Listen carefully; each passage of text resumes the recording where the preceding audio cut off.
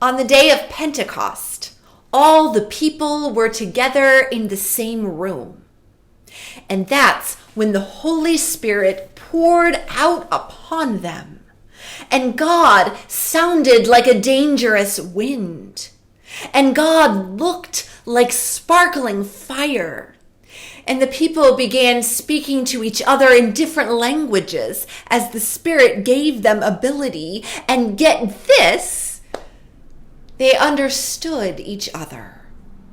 So no wonder they began asking, what is going on here? What does this mean? And that's when Peter stood up and began to preach. He echoed the promise of young people seeing visions and old people dreaming dreams. The people you would least expect will be the ones who begin to prophesy.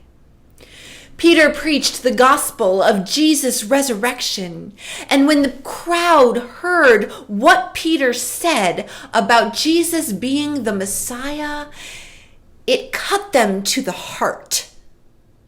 People stood up and got baptized right there.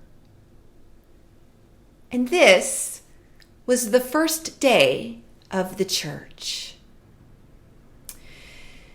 These days, we hear this story and find ourselves growing wistful.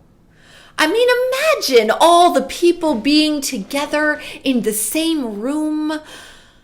Last year on Pentecost, we celebrated how the Holy Spirit can pour out upon us even while we're apart, even when we're each in our own houses. And that is absolutely true.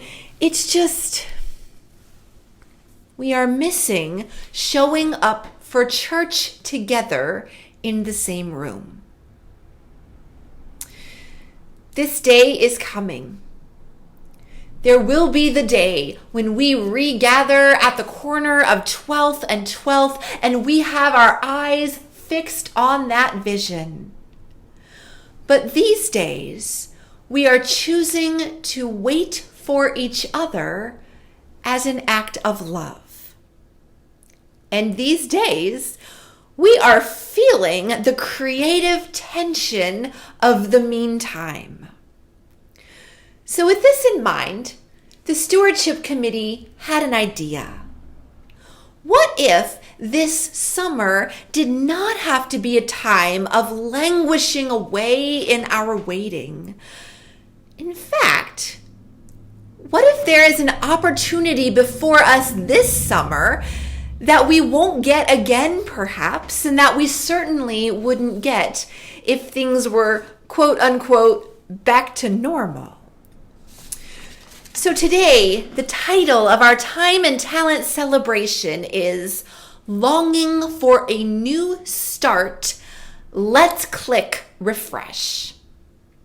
You know, if you have ever tried to load a web page that is running too slowly, the thing to do is go up and click refresh. If you have ever found yourself in a Zoom-tastrophe where you can't join the meeting, the best thing to do is close it down and relaunch it. A good number of computer issues can get resolved by shutting everything down and restarting the device. So what if one gift of this strange season is the chance for us to intentionally reset? Today in our worship service, we'll be hearing testimony from several speakers. Each of them were involved in leading a ministry at Church of Peace before the pandemic. And then when COVID came, any of them could have said, well, the church building is closed. That's it. I'm out. But these three didn't. Each of them seized the opportunity to reset, to restart, and try something new. They did the opposite of give up. So get ready to find yourself inspired by their adaptability and their generosity It is my prayer that hearing them this morning will be like clicking refresh for your own soul.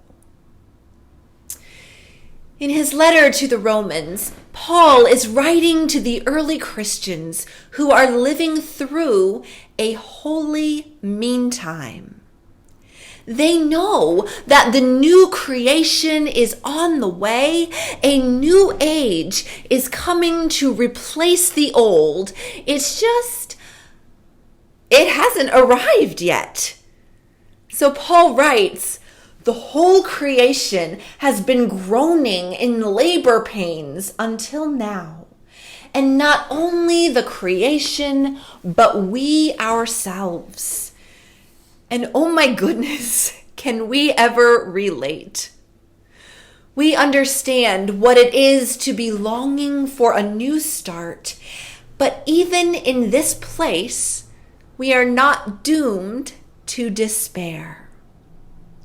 Even in this holy meantime, the Spirit is pouring out power upon us, and God is trying to coax us back to life.